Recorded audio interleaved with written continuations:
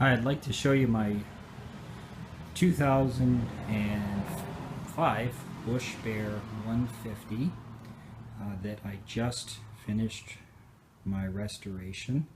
I picked it up earlier this year as a project with plans to, well, I'm not sure, either keep it or sell it. But here it is. Just finished it today. It's a Bush Bear 150. It has it's actually a clone of the Yamaha Blaster.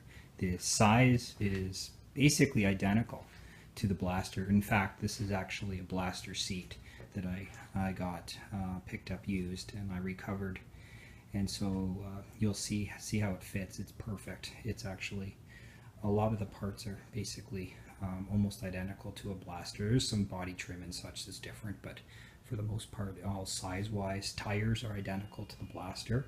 Just put on a brand new rear set of 22 by 11 by 8s. These are the same as the Blasters, and I believe these are 21-inch front wheels by 8-inch wide by 9, I believe the rim is. But these are a good size. This is a full size. It's powered by a clone of the very popular Honda CG 150, so it's identical to the CG 150 pretty much. It's a manual transmission. It has 4 forward gears, neutral and reverse, and it's a fully manual transmission. So it's a blast. Actually, I just took it out this evening for the first time. Just went down for a little 2-minute ride just to try it out, and it was just a blast. So much fun, just like what the Blaster is. It's a blast. Unique thing about these, this one here, is that it's actually it actually has full turn signals and 4-way flashers.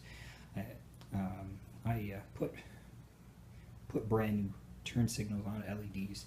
What I should mention is I did a full frame off restoration of this. So I tore it down right to bare frame, painted it with a high quality automotive enamel with hardener, so it's pretty darn close, about as hard as you can get without going to a powder coat.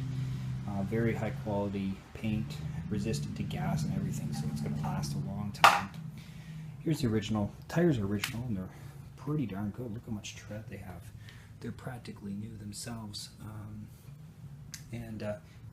One thing I got to say about this one is that I've seen a number of Chinese ATVs, but this one actually is probably the most sturdiest ATV I've seen. The suspension is actually quite decent, and I don't know if you can see, it's a little bit dark, but there's actually grease zerks on all the front joints, so that you can grease them properly. That's usually, you don't find those in Chinese. That's stuff that you normally see with the Japanese ones.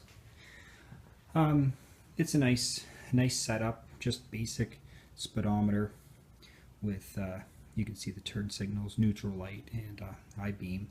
There's actually a 4-way flash here, and the lights are operated by the key switch. Another thing that you don't normally see with ATVs is this one actually has a motorcycle style horn I put on. It was all wired up for it, but I put a new one on. Actually, I did quite a lot of stuff on this one, not only the paint, as I said, the reupholstered seat, lots of electronics I replaced, spark plug wires, of course, you got to replace on new spark plug, new solenoid, tons of rewiring for longevity.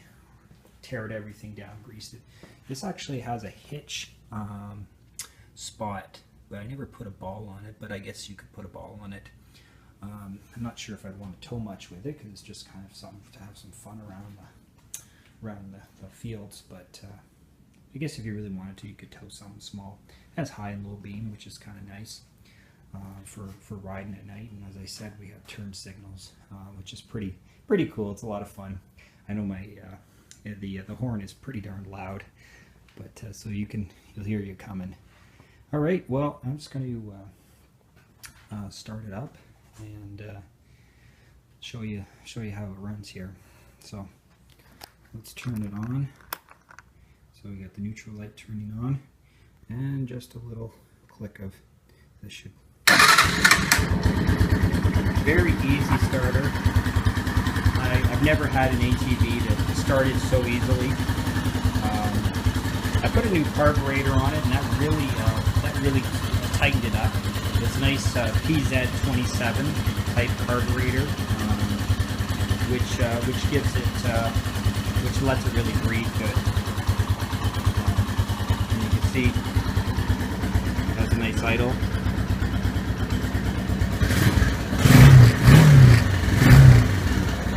It's a nice sounding ATV. And then you can turn the lights on, and that's full lights on the front there. And you can turn the high beam on. See the blue lights turned on for the high beam on and off.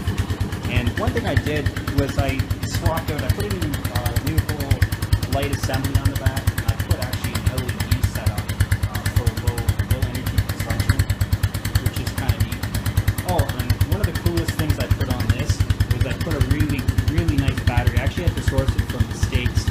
I'm in Canada, they don't sell these here. It's a Chrome battery, Chrome Pro. What's really cool about it is that it has a display screen on it. When it's running, it tells you what the charging system is doing. You can see that my charging system is working okay. It's charging it up. Give it a little bit of a rev. You can see that it's giving me good voltage. Charging system's working good. It's a really neat battery in the fact that it also when it's off, it tells you it tells you what your voltage is in the battery. You can see just static what my voltage is. So it's doing good, and it shows a little display screen of a little picture graph of a battery, and that just so you can do a quick glance and see how it is. But it actually has a really neat feature is it has an alarm that goes off if the battery is not charging and drains down, which is a nice feature. And then it also senses whether it's in storage and hasn't been run in a while, and it kind of goes into another mode, which I guess conserves energy more. It's really neat. It's actually a gel AGM style battery, so it's supposed to have a really long life. I had picked one up for one of my son's ATV, and it was really cool, so I thought, you know what, I gotta put one on this one. So really, I've just tried to build a really cool ATV. Not sure, like I said, what I'm going to do with it. I might put it up for sale and just see if anyone's interested. If not, maybe I'll take it up to the cottage. But I don't know. It was a great project to do, and I just can't stop doing these kinds of projects. So I'm looking forward to doing my next one. I got some work I got to do around the house first, though, unfortunately. But I don't know. We'll see my next one. But this one was a blast, and it's a Blaster clone. Okay. I've had a great time showing you, and oh wait, one thing. I tore this engine apart. I forgot to tell you. I tore the engine apart completely, and new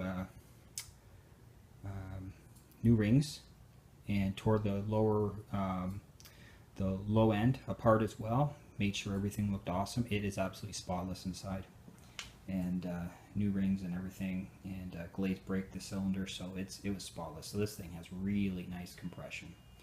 Oh well, and as you can tell from the sound, it sounds wonderful.